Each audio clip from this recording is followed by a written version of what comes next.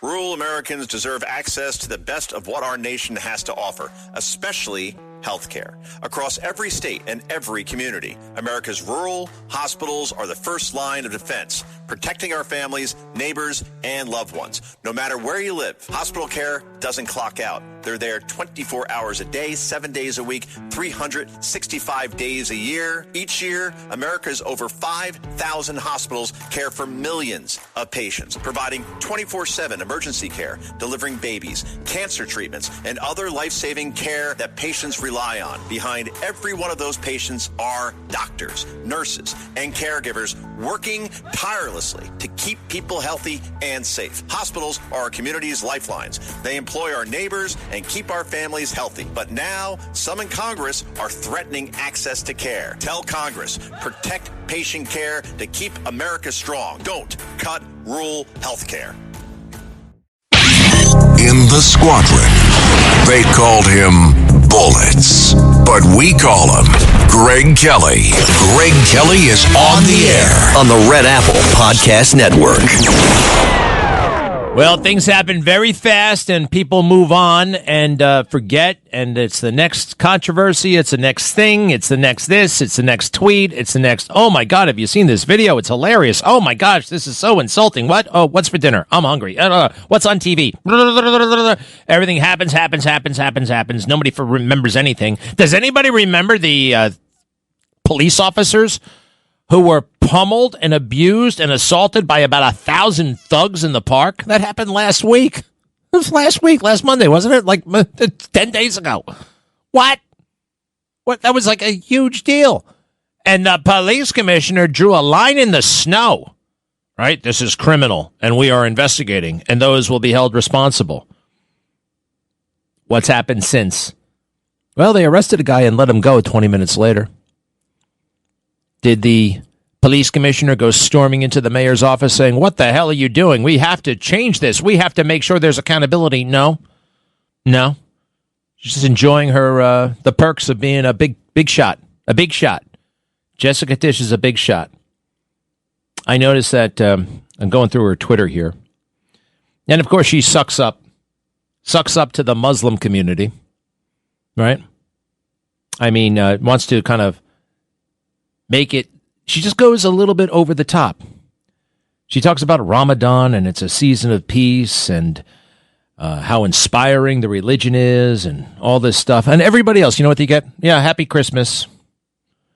Good luck to the officers who are working today. I think she just goes out of her way, and maybe because it has something to do with her boss. Maybe it does. Let me think here. Ramadan is a time of peace, reflection, and renewal for Muslim New Yorkers across the city, including the 3,500 Muslim members of the NYPD. As we approach the beginning of this holy month, we are committed to, why not just say Happy Ramadan? All we get is Happy Christmas. I think there's something going on here. Because her boss, right? And her boss is also trying to stick it to the Jews. He shut down that office in the Brooklyn Navy Yard that's facilitating drones for Israel, a democracy, right? In democracy, 10-year-old girls aren't forced to marry grown men like they are in Iran. It's amazing that somehow it's seen as righteous. The left sees it as righteous to side with Iran in this moment. It's crazy. Anyway, she should just let it go. It's on to the next thing. It's on to Black History Month. Oh, Lunar New Year to all who celebrate. May this year bring you great success, health, and joy with some fire horse energy. Isn't that cute? Oh, Jessica. She's playing it very smart, I hear. Today was a historic day. They appointed new chaplains. Once again, the NYPD is demonstrating how targeted, data-driven policing is reducing crime and keeping communities safe. Police work depends on the strength of our relationships with the communities. No one has done more to invest in those relationships than our new Deputy Commissioner of Community Affairs, Alden Foster. Congratulations, Alden. This stuff, it just, to me, it shrieks of communism, right? The government is doing very good job. Just ask us in the government. I don't like it. And I actually got to say something about Sid. He had to apologize. I'm not questioning the apology or anything like that, but I am questioning being offended, to be honest. It's interesting that, what did he say? Oh, someone's a bug. I've heard people, I've been called a dog, a rat. People call you names. That happens. Maybe it shouldn't. Maybe we should be very genteel. Maybe we should all be very, very, nice and, But we're New Yorkers. Has anybody ever been to the Met game? Right? What do you, somebody called me a name. Called him what do they call him? A bug? A bee? A bumblebee? I don't know. Now, he said he was anti-Semitic, the mayor. And I think there's a real case to be made for that. Forget the bug part. What about the anti-Semitic part? It's funny. He's upset about being called a bug or a bumblebee or a rat or a dog or whatever the hell it was. I use these words myself sometimes. Mr. Hill, people call them rat because a rat will do anything to survive. Isn't that right, Mr. Hill? Mr. Hill, you know everything about being a rat. I don't know nothing about being a rat. Mr. Hill, you know everything about being a rat. The anti-Semitic, he's not offended by the anti-Semitic part. See, right after October 7th, he wasn't protesting Hamas. He wasn't protesting Gaza. He was protesting Israel.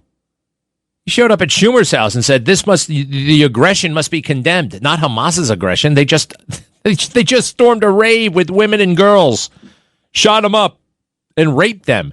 You got to wonder, at some level, where is this guy coming from? Where is he radical Islamist? What's going on there? Now, sometimes I notice this also. The mayor will throw out, back when he was a candidate, he'll say things like, we have to also remember our non-binary brothers. Our non-binary brothers and sisters.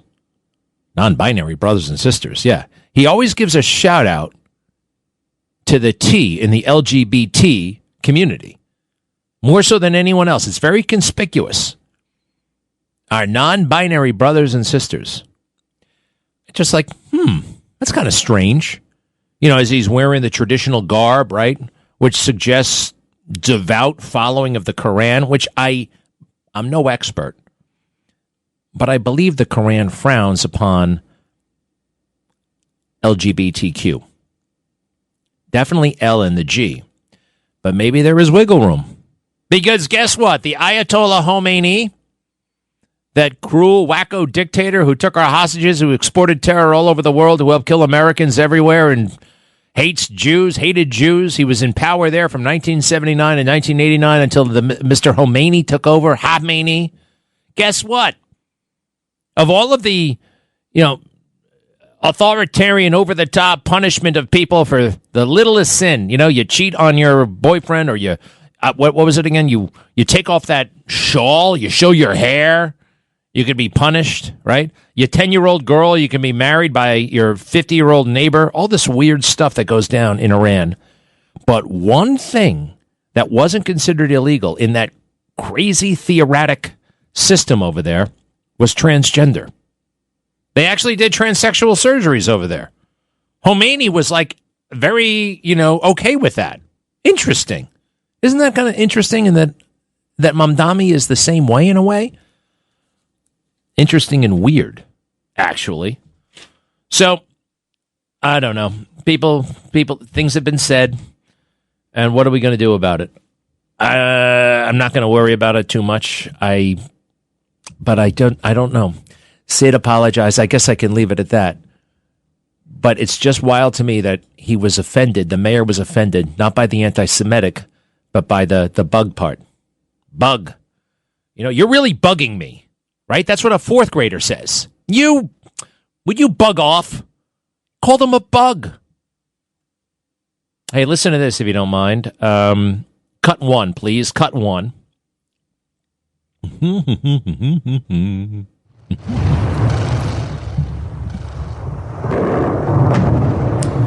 You know what that is? Shock and awe. Shock and awe from 2003. But you know what we're doing this time? It's even worse than shock and awe. It's bigger than shock and awe. It's more significant than shock and awe. Secretary of War Hegseth, cut 6. This was never meant to be a fair fight, and it is not a fair fight. We are punching them while they're down, which is exactly how it should be. Thus far, Operation Epic Fury has delivered twice the air power of shock and awe of Iraq in 2003, minus Paul Bremer and the nation building. I love that part. Paul Bremer and the nation building. That guy pretended he was the viceroy of the country, issuing edicts all over the place, disbanding the military. We're not building up. Iran actually is in many ways very, very sophisticated, the people, right? It's the theocratic lunatics who run the place. That's where we have the problem. Their insistence of exporting terror, creating new ballistic missile systems, and obtaining a nuclear weapon. Listen to this. This is General Kane, along with the Secretary of War. Cut 18, please. Cut 18.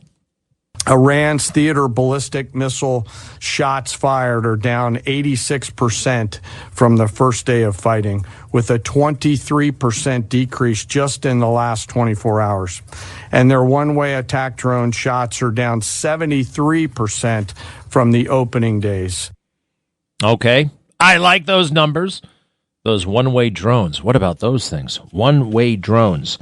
We actually copied their design, and now we have the same thing. We have very similar drones. When that ship was sunk, did you see it on TV? Here's General Kane talking about that ship. I didn't realize it wasn't in the Persian Gulf. It was all the way down by India. Cut 16, please. Cut 16. For the first time since 1945, a United States Navy fast attack submarine has sunk an enemy combatant ship using a single Mark 48 torpedo to achieve immediate effect, sending the warship to the bottom of the sea.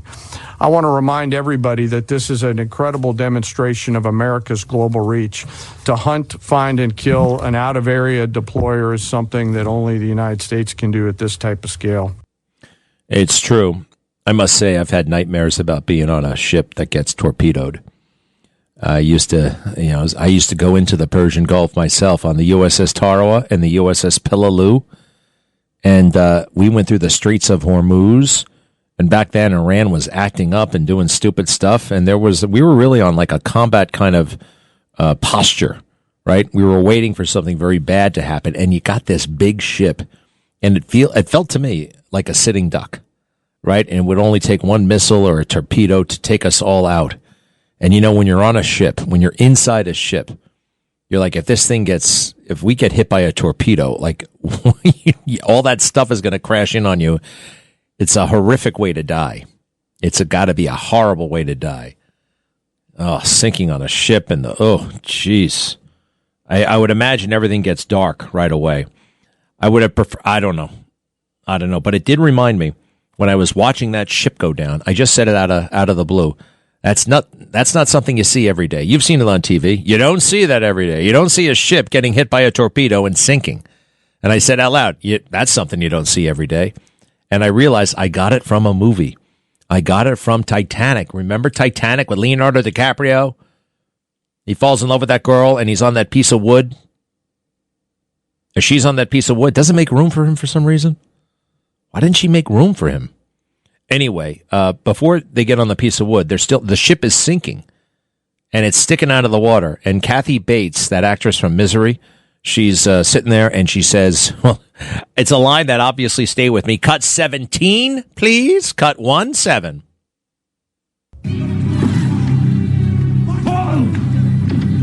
Now there's something you don't see every day. Now, there's something you don't see every day. It's just a great line, really. The boat, the Titanic, sticking out of the water, it went straight up at one point and then down into the water. I saw that scene yesterday on my computer. It looks so fake today.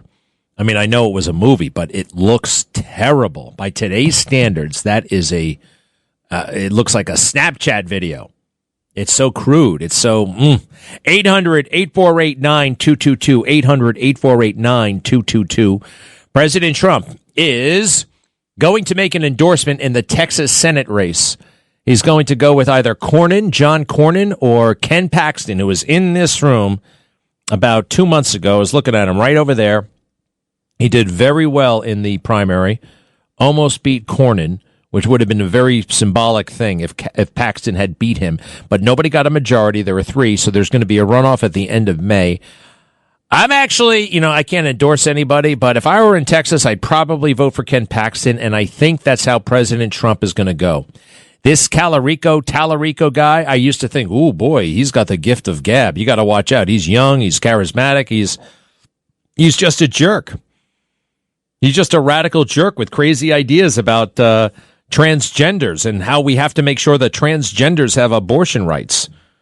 He's a very, he talks about faith, but he talks about faith in a false way. The Bible warns us about guys like that. He is a false teacher, right? And he's dangerous in a way. He's actually dangerous.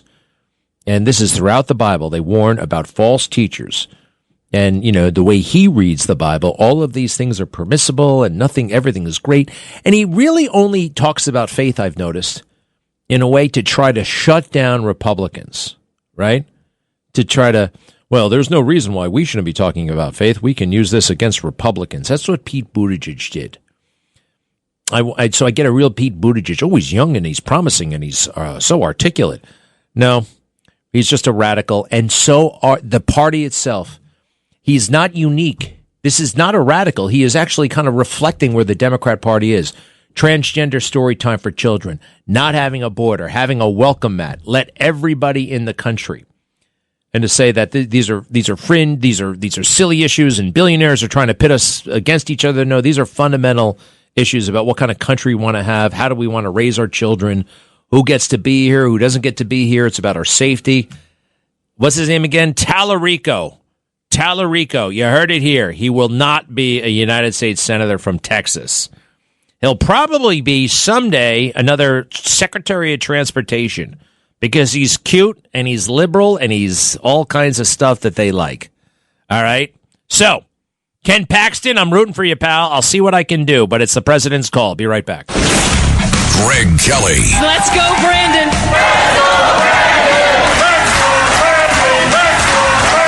On the Red Apple Podcast Network.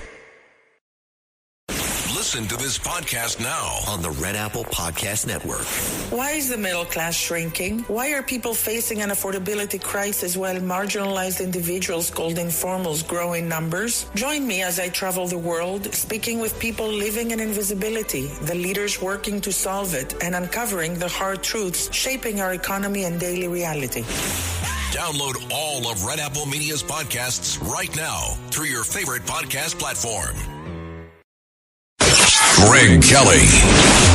On the Red Apple Podcast Network. Excuse me, I was just helping myself to free donuts. Free donuts, but I would pay a lot for these special donuts. I've eaten a lot of donuts, Mr. Klein, but these really are super duper special. Where the hell have you been all my life? Stephen Klein is the founder and CEO of Dough. That's an artisanal donut company. And also, is it Cellos or Cellos? Cello Pizzeria. It's on St. Mark's Place. Hey, do me a favor. Pull that microphone a little bit closer to you, and just pull it like this. Go like this. There you go. How are you? I'm great. Congratulations on your fantabulous success. I appreciate it. Thank you. These donuts are amazing.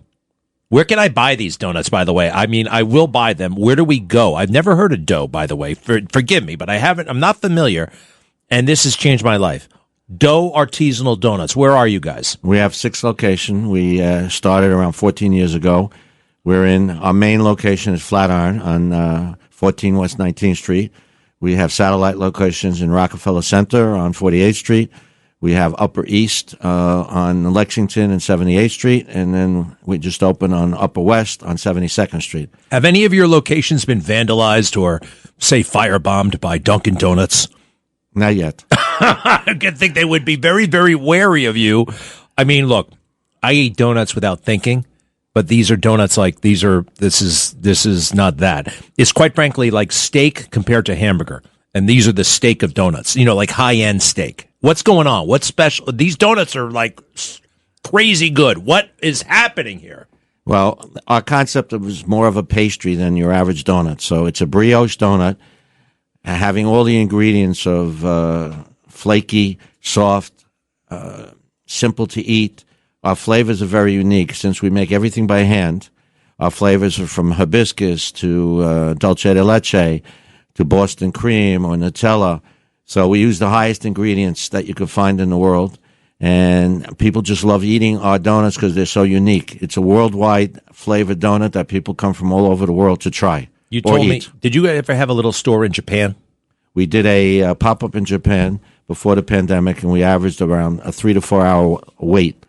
We were supposed to be going to UAE in Dubai to do a pop-up and a licensing agreement to open up, hopefully in the future, in the UAE. These are very big. They're substantial. They're like, it's like a meal almost. These are like, they're thick. They're dense. How did you get into this business? Stephen Klein. We all know the donut business exists, but very few of us choose to really do it and master it. How did you do it? Why donuts? Well, my background is business. It's Wall Street, it's real estate, it's fashion. At one point, I wanted to do something food or artisanal, and I followed Howard Schultz. We went to high school together from Starbucks, and I said, what goes with coffee? And donuts came to mind, and in my research, I found that no one had built an upscale donut like the best donut in the world. So we started working with chefs and create one of the best donuts ever made, and we became a cult. From day one in Brooklyn, we started in Bed-Stuy, and then eventually we opened in Manhattan, and then we were in Whole Foods and coffee shops, and we became a brand worldwide, and people come from all over the world to try this different kind of donut that no one's ever eaten. Yeah, I just had the lemon one, which is a very interesting experience, beautiful. Dough, D-O-U-G-H, Dough artisanal donuts. Now, I kind of know what artisanal means, but I don't. To me, artisanal means homemade, boutique-y, kind of retro. What is artisanal? Artisanal in the pastry world is a higher level than your average donut, whether it's Krispy Kreme or Dunkin' Donuts or Tim Hortons. It's a donut above and beyond. It's created for the foodies of today. It's created for people who want to try something out of the box. Today's world, the young people and people who love sweets want to try something that's made better, healthier, better for the palate. Well, listen, you're in the donut business. You're the CEO, right? What's your title? Founder, owner, CEO. You're one of these nice guy bosses, I bet, right? Yes. Anybody in the company can talk to you? Yes. I would not have that policy. You have to go through 50 people to get to me. And, no, look, you know what you're doing. I've never, but you're in the donut business and you made a success. I want to play a clip for you from my favorite Honeymooner episode. Okay. Okay. One of my favorite. The scene is this. Ralph is a little bit frustrated with his life, as he always is. And all of a sudden there's a knock at the door. Okay. And in come a very distinguished looking older couple. Go ahead. Please. Excuse me, my name is Gunther. This is Mrs. Gunther. We're sorry to intrude, but I wonder if we could ask a favor of you. What is it? Well, maybe you'll think this is silly, but... You see, we used to live in this apartment. You used to live here? Yes, many years ago. Yeah, this was our first home after we were married. How about that, Alice? They used to live here. How nice. Well, what can we do for you? Well, I'm afraid you'll think us terribly sentimental, but this is our 40th wedding anniversary, and we wondered if we could take a look about the place. Your anniversary, huh? How about that? You lived here 40 years ago? Oh, August, the place hasn't changed a bit.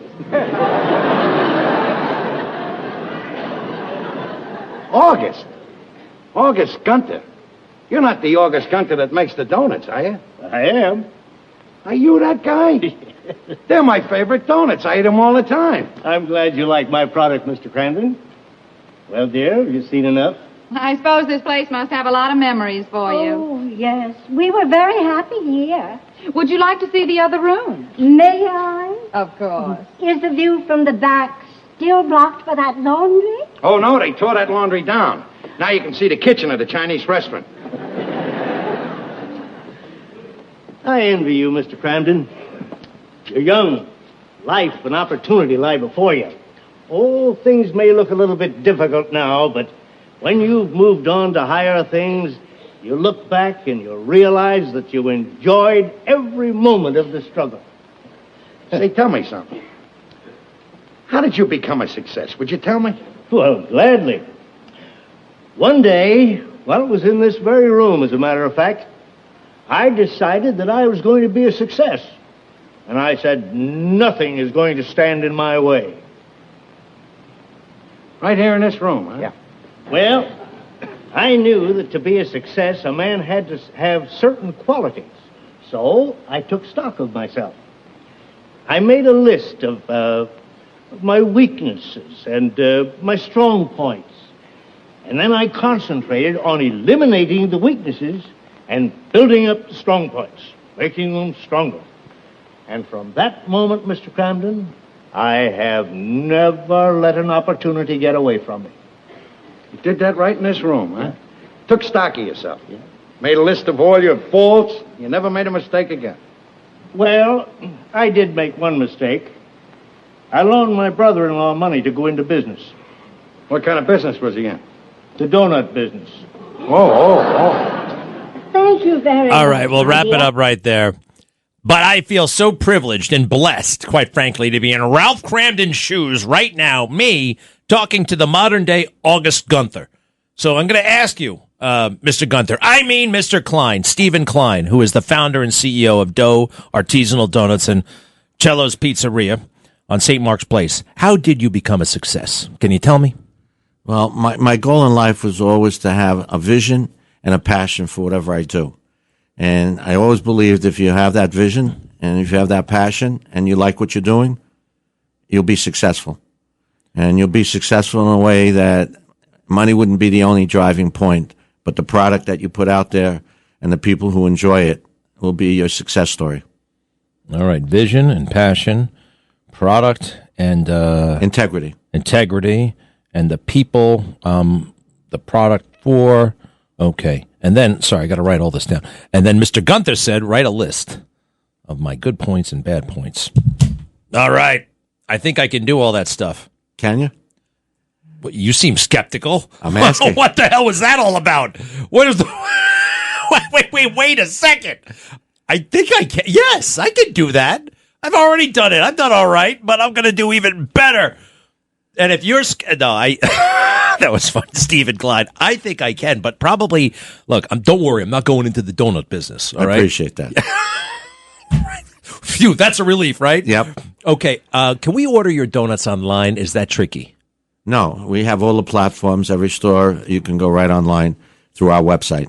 Okay. As well as all the platforms have our donuts. All right, so look, it's an amazing product.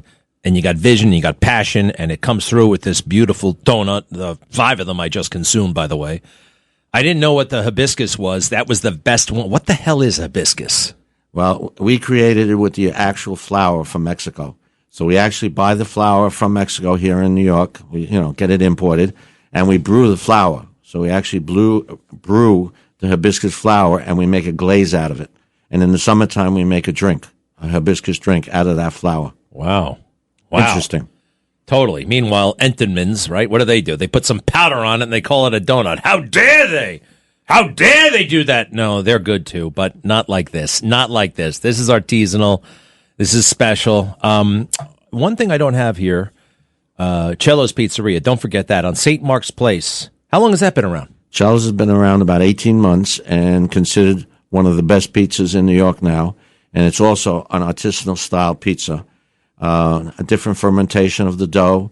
We're famous for our burrata slice on a tomato pie. We have our own sauces, our own ingredients, and we have high-end style pizza. I'm curious about that. I'm probably going to be more on the donut side than the pizza side because, Pizza's pizza to me. You know what I mean? Straightforward, but I'm open-minded. Sometimes I lived in Domino's, and when I first went to Arizona, they had Domino's.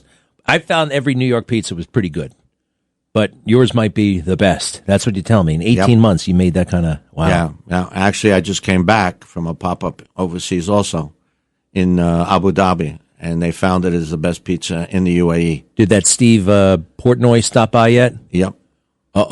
Dave Portnoy. Was he nice? Did he like it? He loved it. He did, huh? He loved it. He gave us a high score, and he enjoyed the pizza immensely.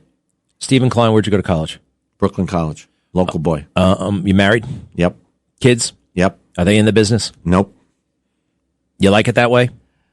Their goals are different than mine, and they're not business-oriented. They're more financial or banking, Yeah. a different style of life for them. It's amazing. And by the way, last thing, the guy who started Starbucks, you were his high school chum, right? How did you? Well, I knew of him. We both played on the football team in Canarsie High School, and I followed him in his endeavors of how he created the greatest coffee empire with his vision and his passion for coffee. And I follow, I guess, in his footsteps, trying to create the greatest donut that America's ever seen. Well, you made history in my book. Stephen Klein, founder and CEO of Dough, Artisanal Donuts, and Cello's Pizzeria on St. Mark's Place. We thank you very much. I appreciate it. Yeah. Thank you so much. Inspiring, everybody. And Ralph Grandin and August Gunther, wherever you are, thank you guys too. And we'll be right back. Greg Kelly on the Red Apple Podcast Network. Greg Kelly, entertaining and informative on the Red Apple Podcast Network. Hi, everybody. We're back. 800-8489-222. 800-8489-222. Was that honeymooner thing kind of cool? I thought it was so cool. Mr. Gunther, I remember that. And does that work? How do you become a success in life? How do you become a success? One thing, I've actually studied a lot of successful people, including John Catsimatidis. He wrote a book about this. How far do you want to go? He's got 13 rules that are very interesting. You can read that book. That helps. You can also not think negative thoughts all the time. A lot of people do that. Take it from President Trump. Does that guy have negative thoughts? Right? Everything's the best. There's something to that. If you believe it, you can see it. You use your mind. Positive, positive, positive. The whole world's trying to beat you up. Why beat yourself up? The other thing I hear, I don't know if they talk about rituals, like, doing the same thing every day, right? You minimize the amount of decisions you got to make, right? You minimize, you don't have too many, like, what am I going to have for breakfast? What am I going to wear? What time do I wake up? Where do I go? Just have a ritual and do that. So that's something to think about, right? Could that work? I bet it can for some people. I don't know. I still feel like I'm on the way up. I think President Trump changed the game in terms of accomplishment and in terms of success. We won't be president of the United States, but look at this guy. He's a mind over matter person. Everybody, it was ludicrous that he could become president. A ludicrous notion. And look at him. It was a ludicrous notion that he would be able to come back after January 6th, after they arrested him the first time, the second time, the third time, the fourth time. All those crazy women and their crazy stories. Oh, you can't come back from that. And look at him right now.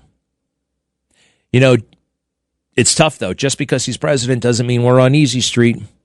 The swamp does not want to be drained. And the president has some great people with him, but he also has people who are not working for us and not working for him. They've got their own agenda. Which these days usually includes fame and fortune.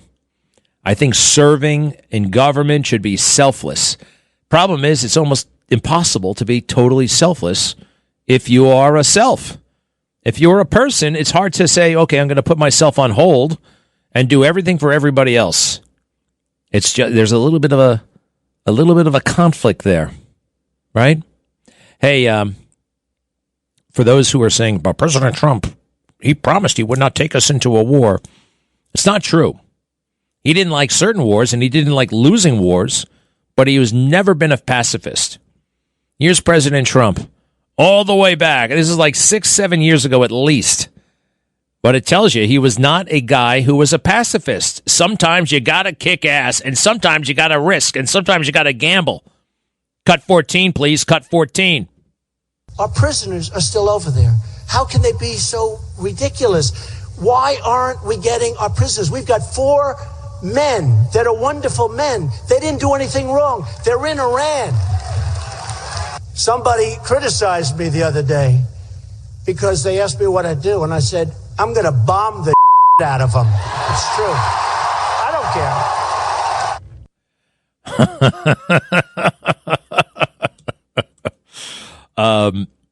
I don't care. And you know what he did? He dropped the mother of all bombs. You ever heard of the mother of all bombs? The Moab? It is the biggest non-nuclear bomb we have. And I have a feeling one is coming to Iran soon. Now, we want to be careful in Iran. We don't want innocent people to die.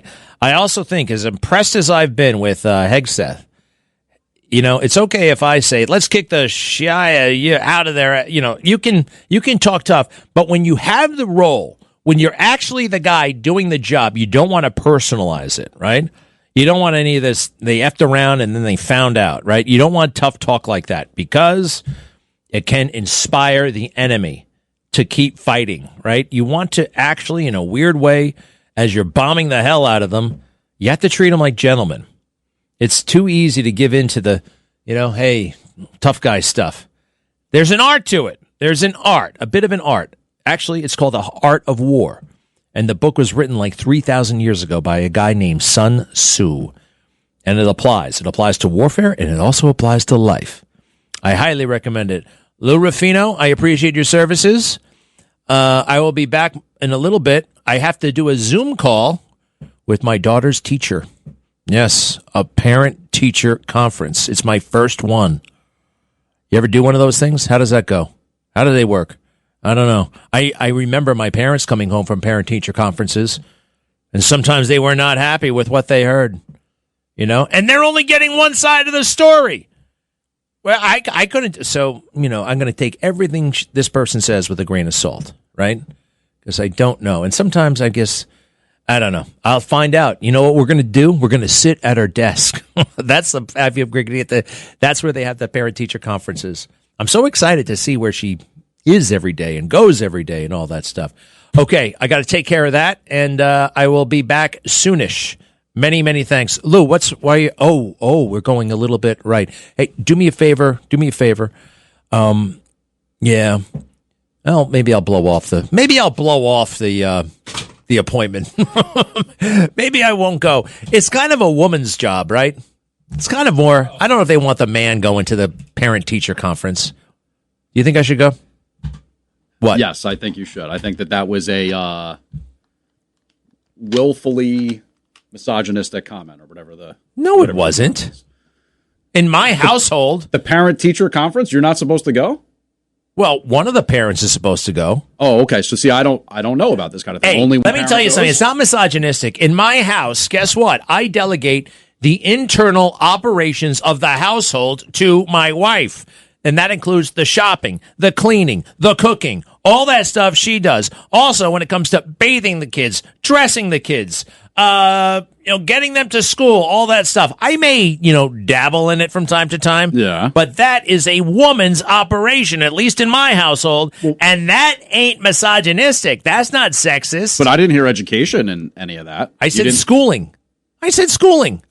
Okay. Schooling. I mean, that's like getting the kids ready for school, you're saying. Look, you came in and said everything I said was misogynistic, and it ain't misogynistic. That's the way it goes in my house, right? 2, 1, I do. 2, I'm the boss. Mm-hmm. So and you walk in every day with a club, and you've got the animal skin slung over your shoulder, and you say, "This Greg, eat now." I don't have to communicate like that. I don't have to. I already laid down that law right a long time ago when we got married. 1, I do. 2, I'm the boss. Right, Ralph Cramden? Yeah, but you're an educator. You educate your kids, obviously. Yes, I do. But, I say don't smoke, don't do drugs. Try to lay off the computer and, let me know when you're 18. You're taking the Donald Trump approach. Look, I can't. This is where I realized, oh man, I don't know if I can do this. I don't know if I will do this. So they had they are in a league, a sport, like when the parents go to the practices. I mean, my parents came to the games. Yeah. They didn't go to the practices. Practice is a little bit much, yeah. They go to the practices. I mean, everybody, like, hello, don't we have lives to lead? Don't we want to, be away from these kids for a while too? It's like I told the instructor, the tennis instructor, she got lost for a little while, right? They let her get, she left the tennis group. Oh, and I laid out to him. I said, listen, I could give a damn about tennis. This is a babysitting service that happens to have some tennis rackets. You get it? You get it? I don't know if they're going to let us back. Yeah, it might. I don't know if they're going to let us back. That could be tough. But having been a rec counselor before, we took a bunch of kids when it was, we took them to the Bronx Zoo. That was one of the most stressful days of my life. I mean, the amount of times I was head count, because I had like 10 kids I had to watch. Very stressful. So yeah, I think you're right. It is largely a babysitting job. Okay. Well, with that, I am going to go to the conference. Actually, I realize it's not a Zoom. It's in person. It's right after this. So I also have a habit of saying the wrong thing to teachers. Well, really? A little bit. Oh, okay. Little bit. You know what I mean? Yeah. I just well, you might not want to focus on, isn't this a woman's job? You might not. Maybe I should just shut up and take it all in, right? Yeah, just observe and then kind of, bring that observation back home to your castle, like you said, where you delineate the duties. Yeah. Yeah, I don't see my children enough. I really don't. I don't. That's part of it, too. Yeah, I'm not home for dinner, right? So, I don't know. Maybe we should go live in the log cabin somewhere. Seriously. That sounds nice, yeah. No, it doesn't sound nice. Why It not? sounds like, what the hell do I know about the woods? I don't know Get anything. some fresh air, you can go bird watching. For a half hour. You're a city guy. You could never see yourself living in a city, I don't think so. But I really worry about them. I worry about the exposure to other children. Not that other children are bad, but you learn a lot of things from other kids. A lot of kids learn how to smoke. A lot of kids learn how to do this. A lot of kids are introduced to booze. Well, you went to public school, right? I did, and guess what? I avoided all that stuff, but it was offered to me. And, I just... that's tough. I mean, as a parent, you want to shield your kids from all that stuff. But it's the whole thing. It's life. It'll all figure itself out, but... I think it's going to be a great conference. I think you're going to come away really enriched, and you're going to know more about the intricacies of education. I suppose. Somehow I feel I'm going to be evaluated, too. Right? I'm sure that happens, yeah. Yeah, because they know the kids. They're like, oh, this is dad. Okay, all right. Maybe it's his fault. Right? That's what they're going to get at. No, heavens no. They would never think that. Well, I think it's time to wrap up. There's the music, and I will be picking this up soonish. Overall, how's the war in Iran going? President Trump says it's a 15 out of 10. Is that what he said? He did, yeah. I mean, they're taking out Ayatollahs left and right, so that must be a good thing, in the first 10 minutes, really. Okay, we'll be right back. Thanks. Thanks for listening to The Greg Kelly Show. You can hear The Greg Kelly Show weekdays at 12:15 on 77 WABC. If you like the podcast, share it with your friends and listen anytime at WABCRadio.com and download the WABC Radio app. Hit that subscribe button on all major podcast platforms. Plus, follow WABC on social on Instagram, TikTok, Facebook, and X. See you next time for a new episode, so you never have to wonder. What the heck is going on here? Rural Americans deserve access to the best of what our nation has to offer, especially healthcare. Across every state and every community, America's rural hospitals are the first line of defense, protecting our families, neighbors, and loved ones. No matter where you live, hospital care doesn't clock out. They're there 24 hours a day, 7 days a week, 365 days a year. Each year, America's over 5,000 hospitals care for millions of patients, providing 24/7 emergency care, delivering babies, cancer treatments, and other life-saving care that patients rely on. Behind every one of those patients are doctors, nurses, and caregivers working tirelessly to keep people healthy and safe. Hospitals are our community's lifelines. They employ our neighbors and keep our families healthy. But now, some in Congress are threatening access to care. Tell Congress, protect patient care to keep America strong. Don't cut rural health care.